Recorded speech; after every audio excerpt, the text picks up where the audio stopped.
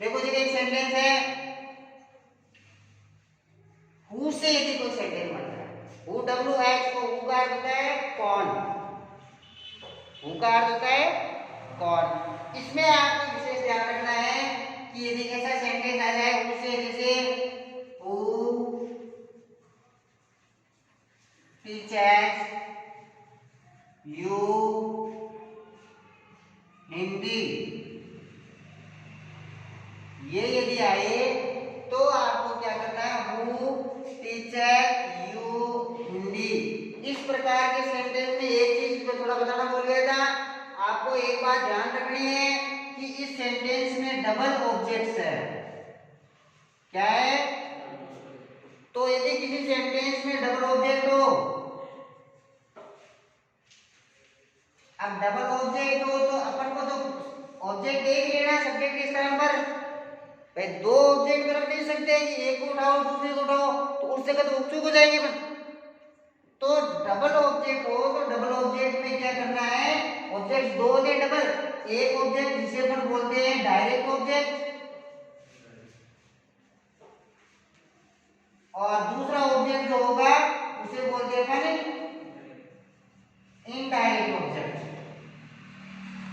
अब direct object में से क्या होता है कि ऐसा माना जाता है कि जो टोटल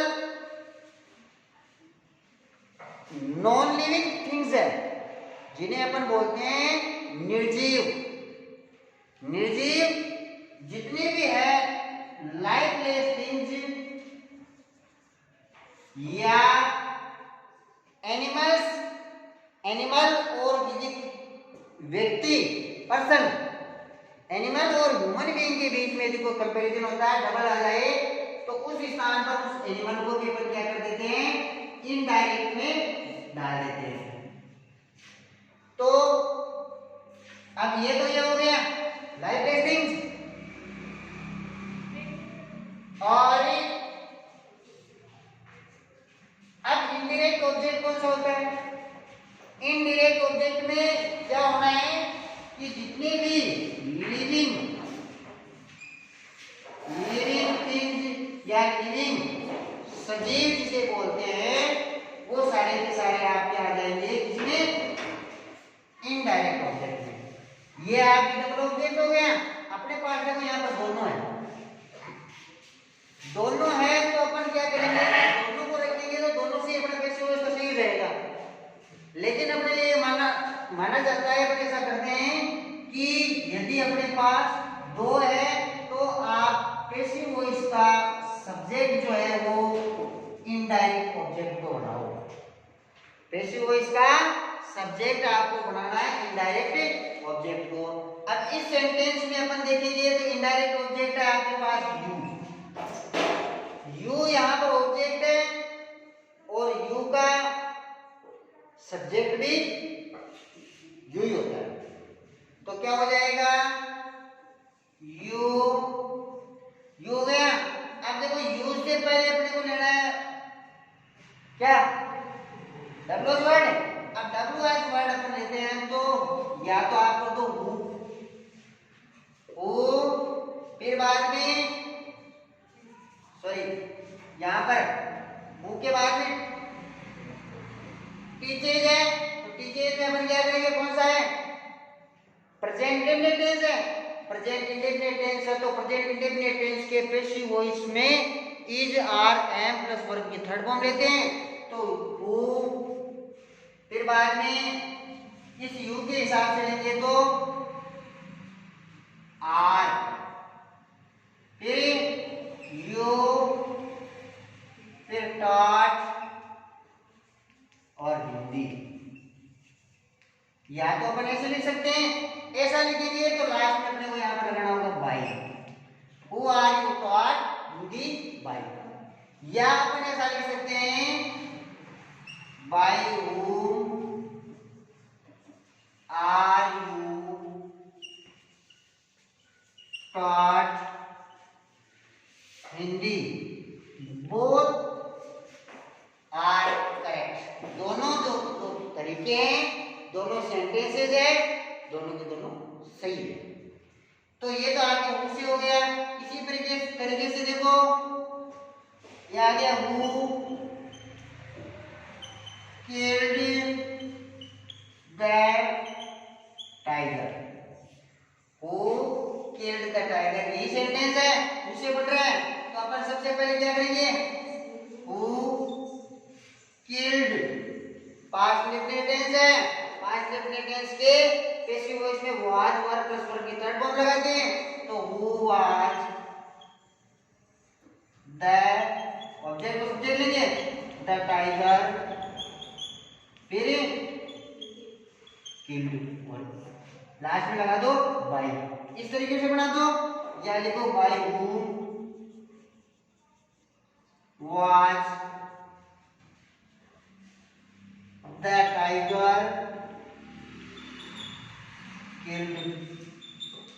दोनों के दोनों सेंटेंस, दोनों तरीके सही है। ये आपका ये हो गया इंट्रोगेटिव सेंटेंस हो गया, दो प्रकार के ऑब्जेक्ट्स है ये हो गए। अब आपको देखना है, मैं थोड़ा सॉरी बीच में आगे बढ़ गया था, केसेस। केस जो होता है उसके हिसाब से बनाते हैं अपन पर्सन्स, पर्सन होते हैं प्रोनाउंस। तो प्रोनाउंस में क्या होता है, पर्सन्स होते हैं।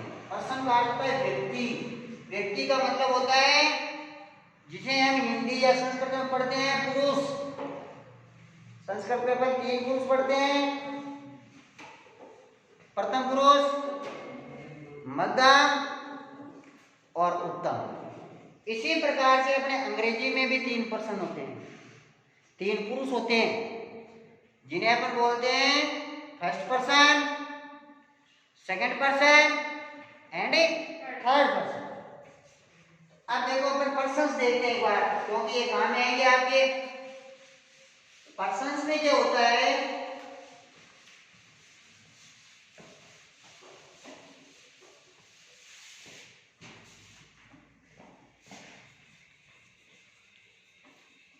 Person, there are 3 persons in English. अंग्रेजी में 3 पुरुष होते हैं, 3 पर्सन होते हैं, तीनों की अलग अलग आइडेंटिटी होती है। First one first person, second one second person and third one is third person. ये आपके 3 पर्सन होंगे। अब 3 पर्सन होने के साथ साथ में इनके 3 केस बढ़ते हैं, 3 केस होते हैं, 3 केस होते हैं। एक होता है सब्जेक्टिव केस, तो सब्जेक्ट के कर्ता कारक जिसे बोलते हैं, हिंदी में बोलते हैं कर्ता नहीं, ये लगता है तो कर्ता कारक।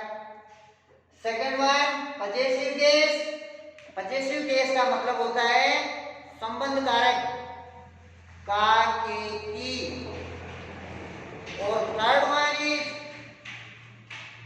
Objective case. ऑब्जेक्टिव केस का मतलब होता है कर्म कारक, जिसे हम बोलते हैं को चिन्ह होता है उसका, जैसे अपन बोलते हैं। अब इसी प्रकार से देखो, इसमें फर्स्ट पर्सन होता है आई और वी, सॉरी इधर लिखते हैं अपन फर्स्ट पर्सन। अब फर्स्ट पर्सन होता है आई और वी।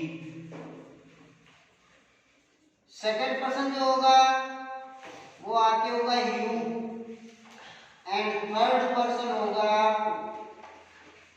वो आपके होता है, इन दो को छोड़ने के बाद में जो भी बचते हैं ही, सी, इट और दे।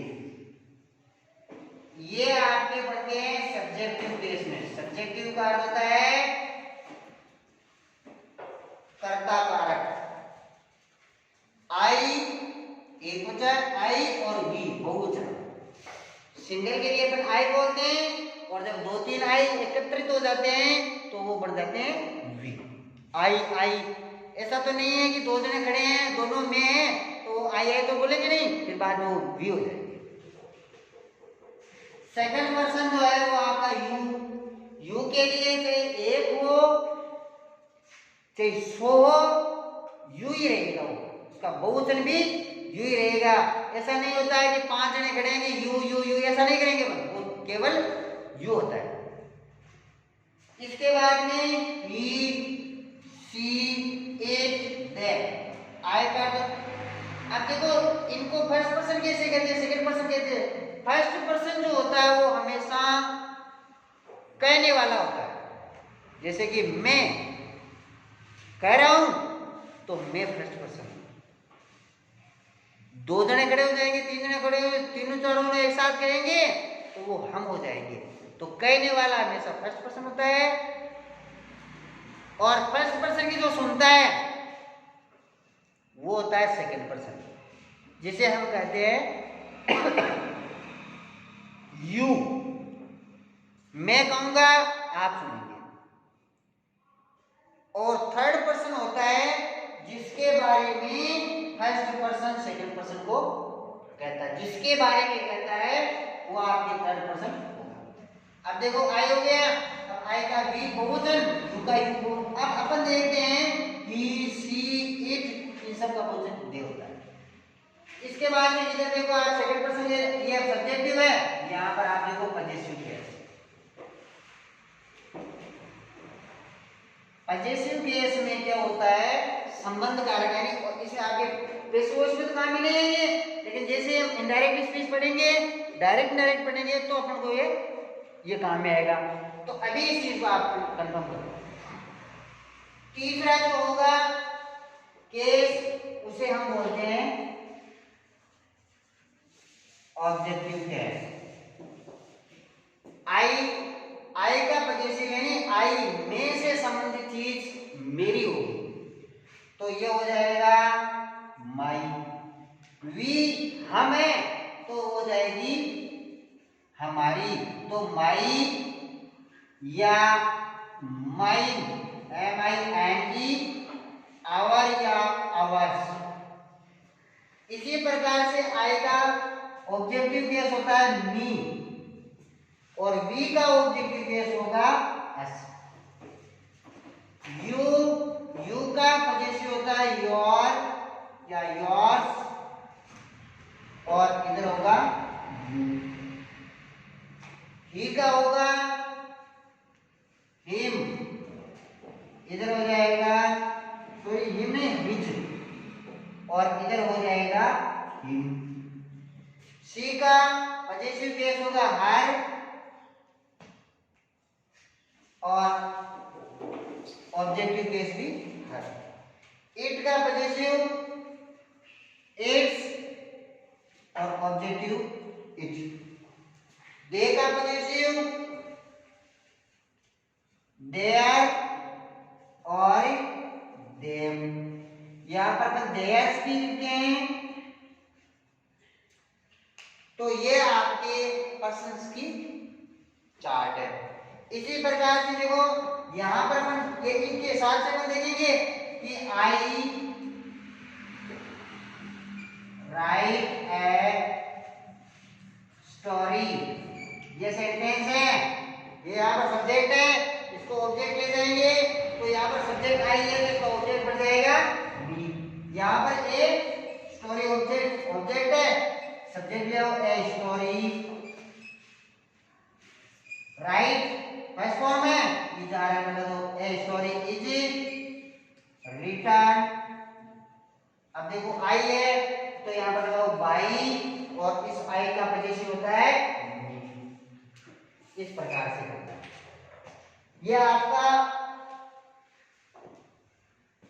Interrogative sentence clear. इसके बाद में किसी भी प्रकार की कोई हो तो यू में कंसल्ट मी